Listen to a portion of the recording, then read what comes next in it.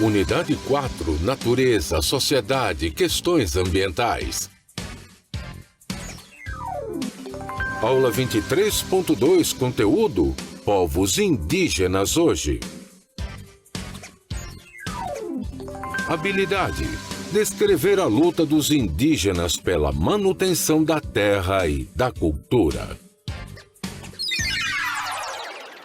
Vamos dar continuidade então no nosso conteúdo hoje. Então você começou a ver aquela retrospectiva com a professora Pet sobre a questão dos povos indígenas que habitavam o Brasil mesmo. Aquele termo que o Brasil foi descoberto em 1500, né?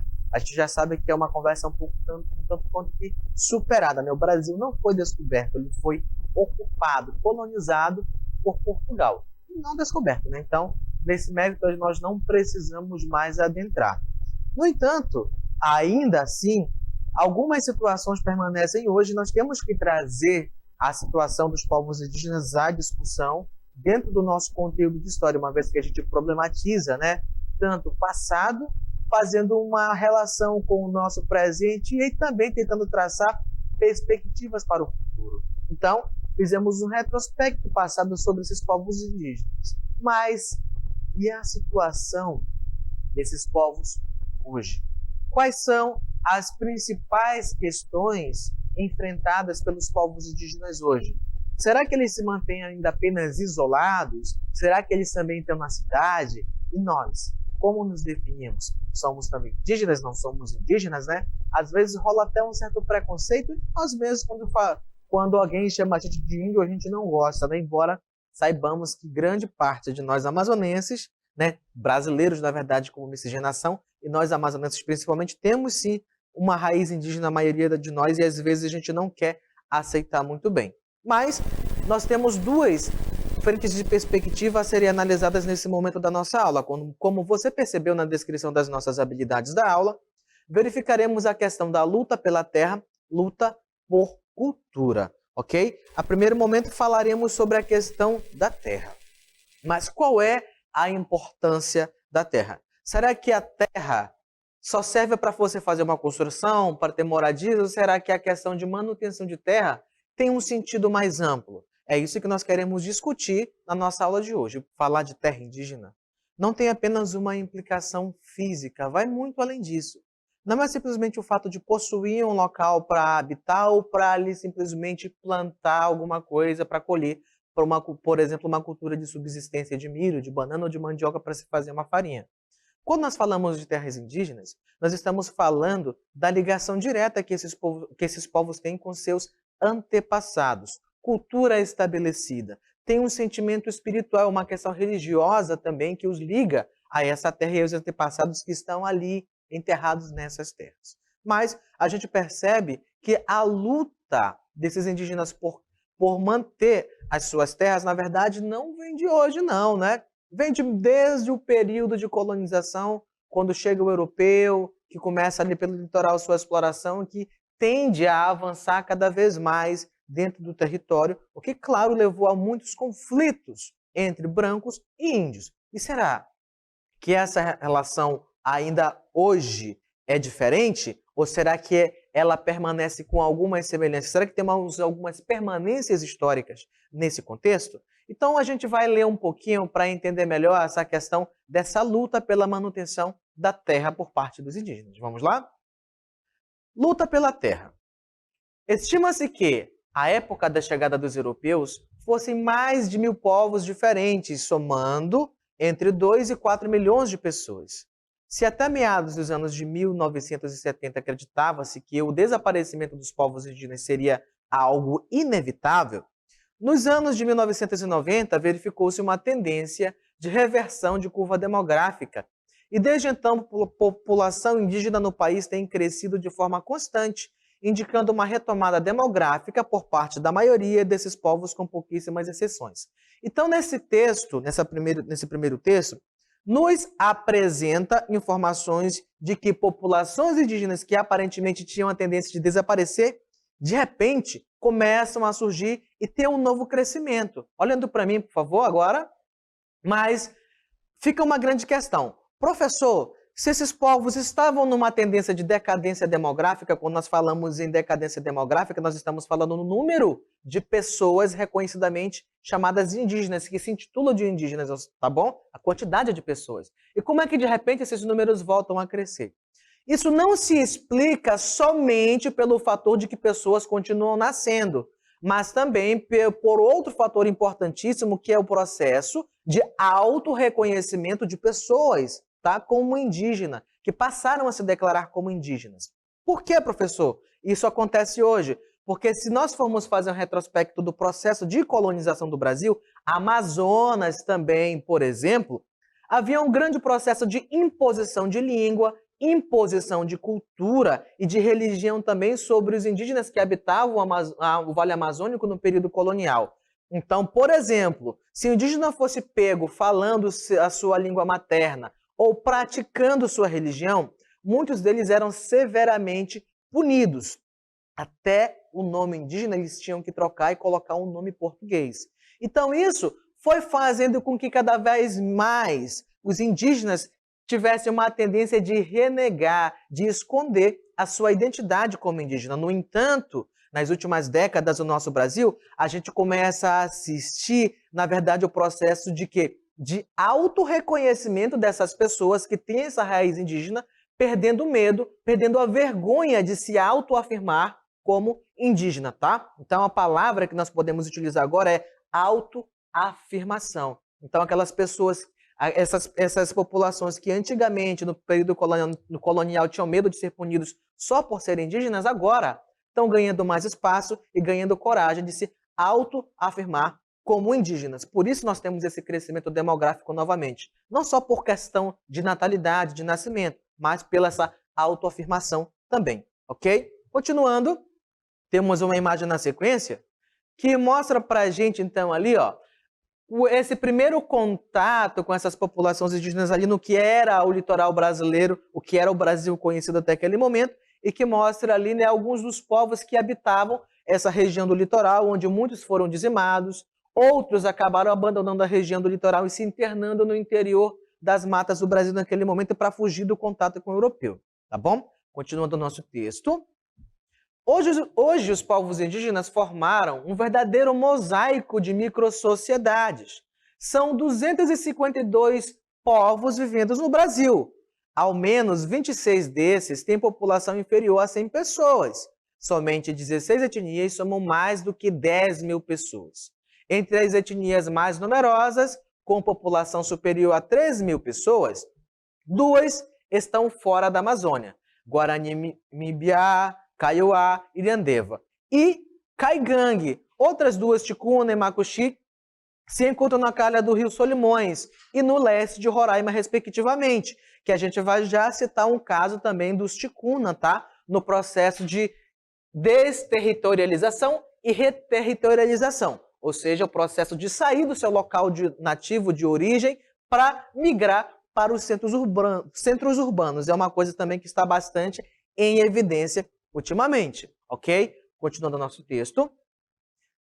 Opa, na sequência temos algumas imagens, então, que mostram justamente esse mosaico cultural estabelecido no Brasil por diversas tribos. Claro que nós pegamos aqui 5 exemplos: Ticuna, Macuxi, Tucano, Dessana e Waimiri-Atroari. Nós temos uma infinidade de outras etnias espalhadas pelo Brasil e também fora do Brasil, tá? Então, claro que nesse momento aí a gente está falando dessa questão dessa diversidade cultural também presente no Brasil, não só pela ocupação de povos estrangeiros, como a gente viu que compõe a nossa miscigenação, mas também dos povos que já habitavam o Brasil antes da chegada do europeu. Então nós temos um mosaico de identidades indígenas muito variado, ok? Continuando.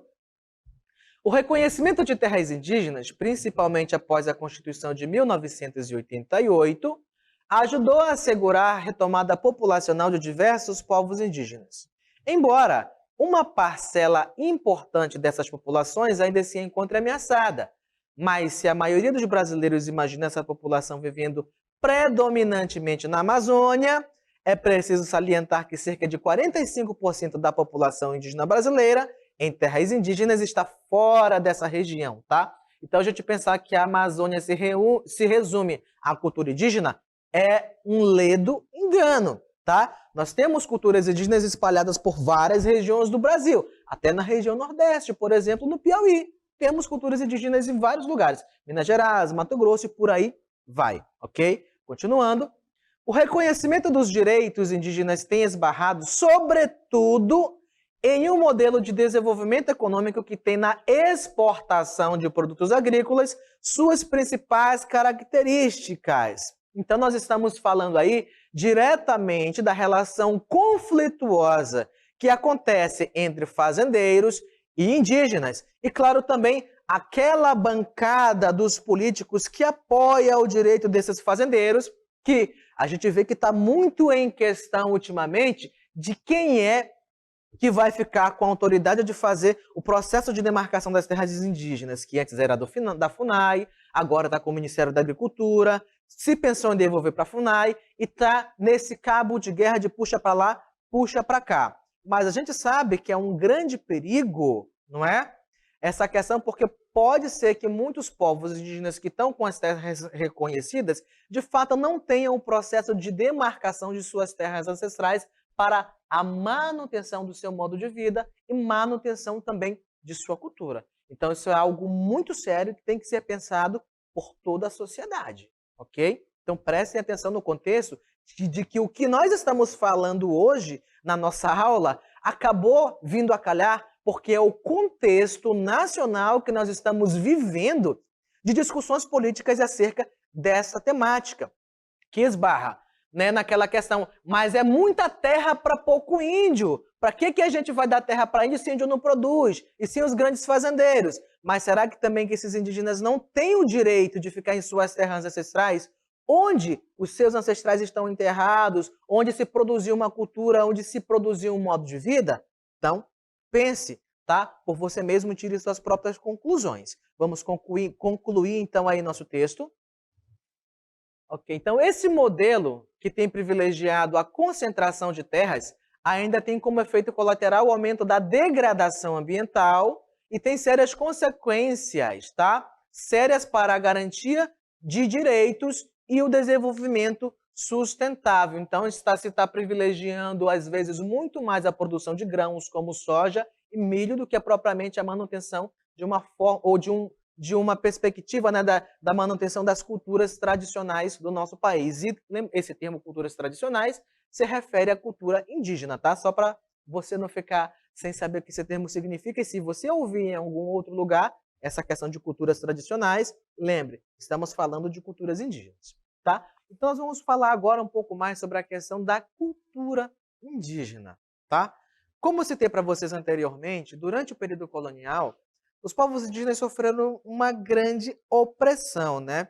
Com relação à questão de cultura mesmo, onde o branco procurava impor sua língua, sua crença, seu modo de vestir, suas tradições matrimoniais. Então, os aspectos da vida do branco eram impostas ao indígena, tá? Sem pensar se ele tem uma cultura própria, se ele tem uma religião própria, se ele tem uma organização política própria, seus próprios costumes.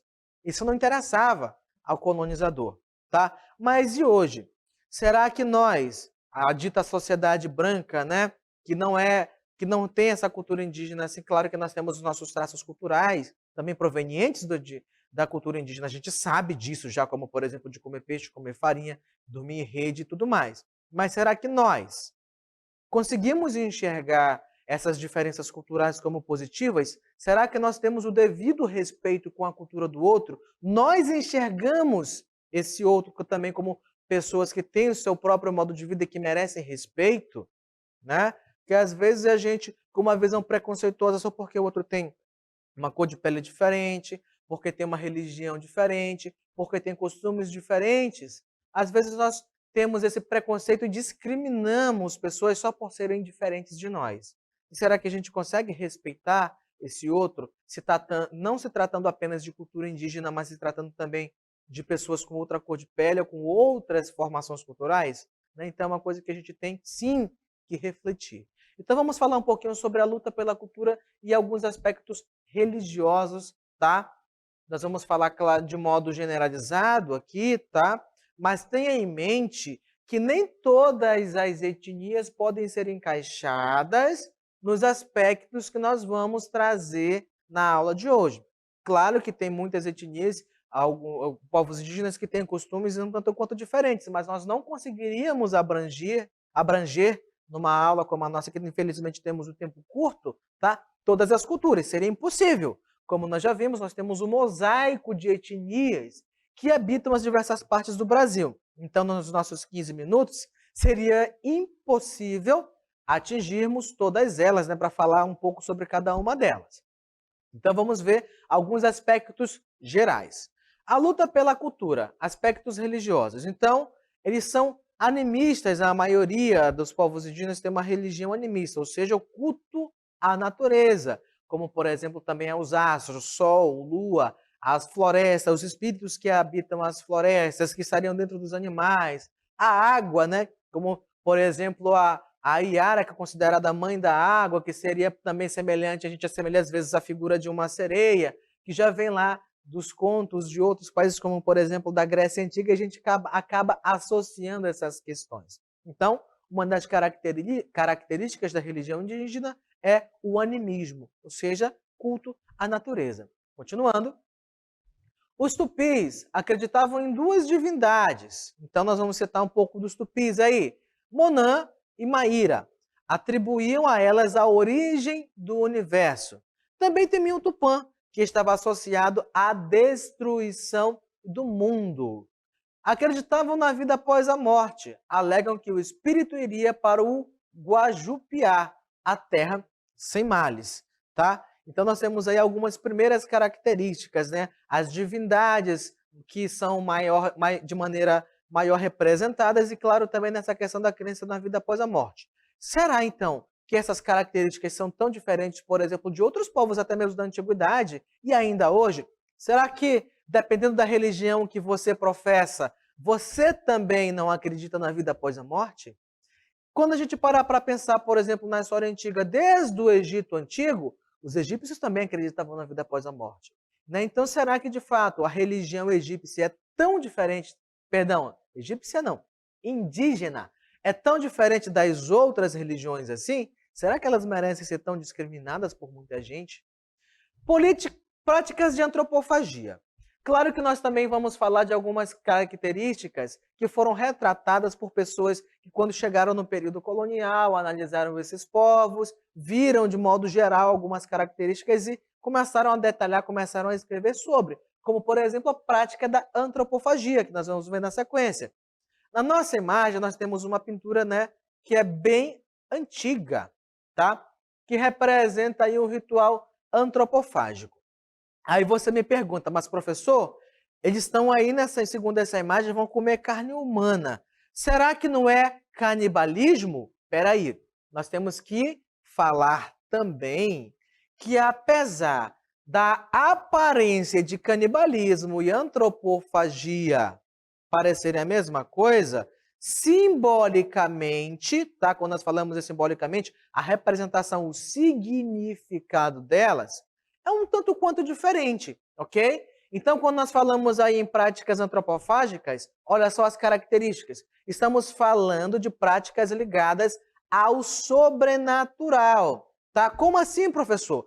Por exemplo, algumas tribos que praticavam antropofagia acreditavam que, ao comer a carne de um inimigo, tá? Se, por exemplo, o inimigo deles era um grande guerreiro, era forte, corajoso, poderoso em batalha, mas, após vencido, se você consumisse a carne dele, você absorveria para você a mesma força, a mesma coragem para lutar. Então, é uma questão ligada à espiritualidade. É um ritual do qual você se apossaria da força do inimigo. Assim como também algumas outras etnias acreditam que a prática de você comer os ossos do seu parente que faleceu é uma maneira de você preservar aquele parente dentro da sua família que agora habitaria dentro de você também. Então, algumas tribos têm esse ritual, ainda hoje também ainda, de pegar os ossos do parente falecido, de fazer um processo ali onde vai ficar aquele osso bem torradinho, vai se fazer um pó, que vai se jogar ali sobre um mingau de banana e vai ser deglutido, como forma de preservar o espírito de quem? Do seu ente falecido. Mas, professor, comer carne humana é nojento e tudo mais. A gente pode ter essa visão para a gente, mas para outras culturas, como as que fazem essa prática, não é. Faz parte da sociedade, faz parte das práticas sociais deles. Então a gente não pode olhar desse modo preconceituoso, tá bom? Porque o que é aceitável para a gente pode não ser aceitável para eles e vice-versa, ok? Então nós temos mais algumas características também. Reverenciar os antepassados, que são essas questões que eu já acabei de citar para vocês, né? Como forma de preservar o espírito do ente falecido, mas também vingar membros mortos em combate. Então, como você pode ver, a questão da antropofagia tem um sentido espiritual, uma coisa mais simbólica, ligada à religiosidade também.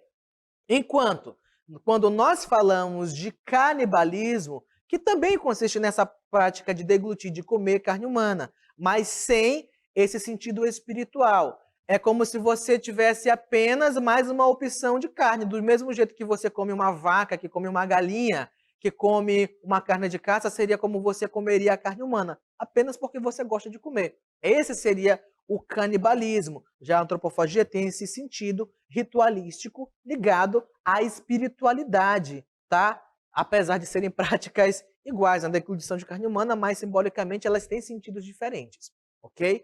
Mais um aspecto dessa questão ali, o preconceito contra os povos indígenas, né, que é uma coisa que é bastante discutida e que ainda hoje é praticada por muita gente. Ainda se tem essa visão fechada, limitada, de dizer, índio não aprende nada, índio é burro, índio não tem inteligência, índio não tem que ter autonomia, índio tem que ser tutelado, tem que ser governado pela sociedade branca. Mas será que isso é verdade? Será que essas pessoas também não são tão inteligentes quanto a gente, que não pensam por si só, que não têm capacidade de discernir o que é bom para a sua sociedade ou não? Né? Então, a gente tem essa tendência de pensar que a cultura do outro é inferior à nossa. Mas será que isso é verdade, né? Então, comece a se questionar sobre suas ações também para com pessoas de uma outra origem, de uma outra cultura, ok? Então vamos lá. Preconceito contra os povos indígenas. De uma maneira geral, quando nós nos referimos ao racismo, temos em mente quase sempre apenas as pessoas de pele negra.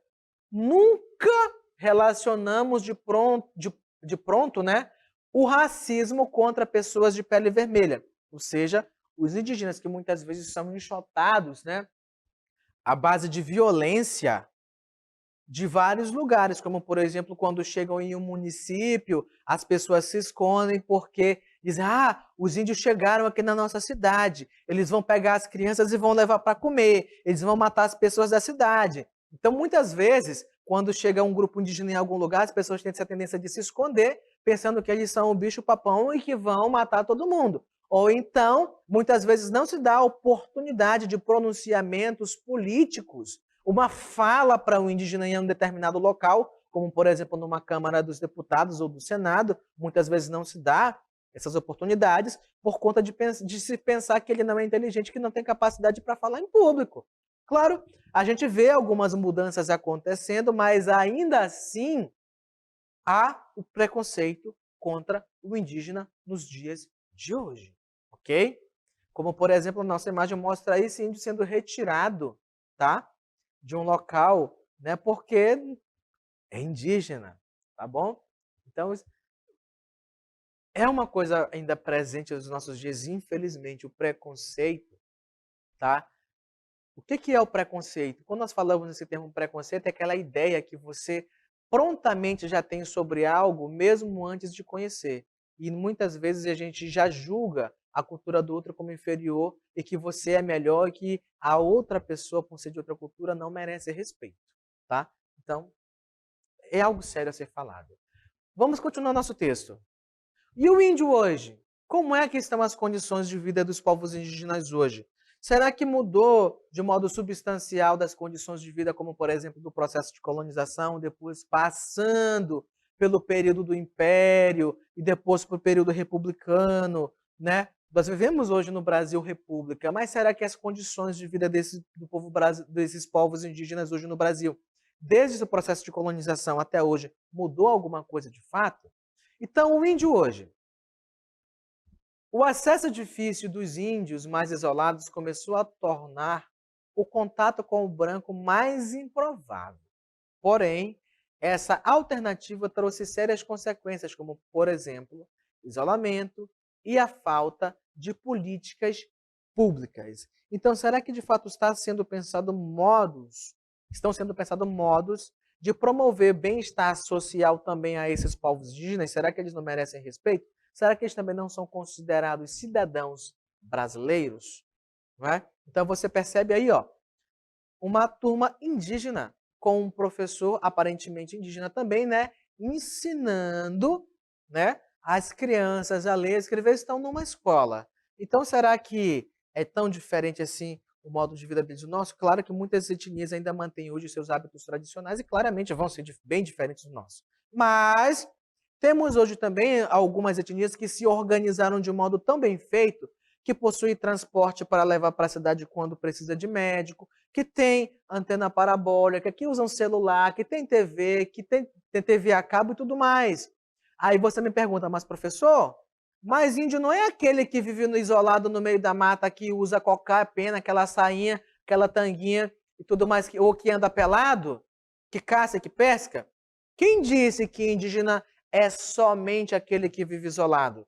Lembra que eu falei na primeira parte da nossa aula que as pessoas que foram tão subjugadas no passado por conta da forte opressão do colonizador, agora estavam num processo de autoafirmação, tá? De se auto-reconhecer como indígena. Então, indígena não é somente aquele que mora dentro da aldeia com seus hábitos e culturas tradicionais, mas aquele também que se auto-afirma, que se auto-reconhece como indígena.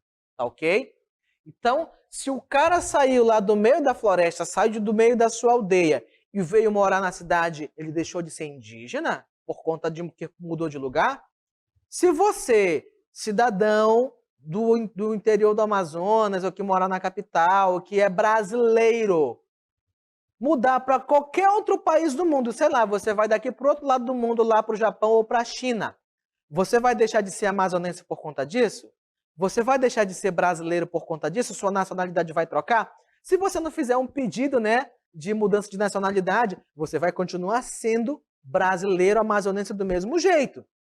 Ou seja, faz parte do nosso preconceito pensar que se o índio sair da sua aldeia, sair do seu modo de vida tradicional, que ele não vai ser mais indígena. E as coisas não funcionam dessa forma. Continuando o nosso texto, outros grupos optaram pela vida urbana. Atualmente existem muitos índios que, devido às circunstâncias, adaptaram-se à vida nas cidades. Segundo estatísticas oficiais, mais de 5.000 índios estão matriculados em universidades de todo o país, além de 20.000 atuarem como professores indígenas de suas línguas maternas. Você observa aí que a gente começa, tá, a falar de um processo migracional dos índios do seu interior, das suas terras originais, né, para as cidades. Que é um exemplo, aqui em Manaus nós temos algumas, tá? Algumas sociedades, alguns grupos, comunidades indígenas que se formaram, como por exemplo no bairro Cidade de Deus, nós temos a comunidade Uotmacan, que são de ticunas que vieram da região lá do Alto Solimões, tá? Lá de perto de Tabatinga. Mas por que esses ticunas começaram a vir para cá na década de 80, por exemplo, né? Se estabeleceram na cidade, adquiriram emprego, aprenderam a falar o português, se vestem de modo diferente do modo tradicional. Quer dizer que eles deixaram de ser ticuna porque vieram para a cidade? Não.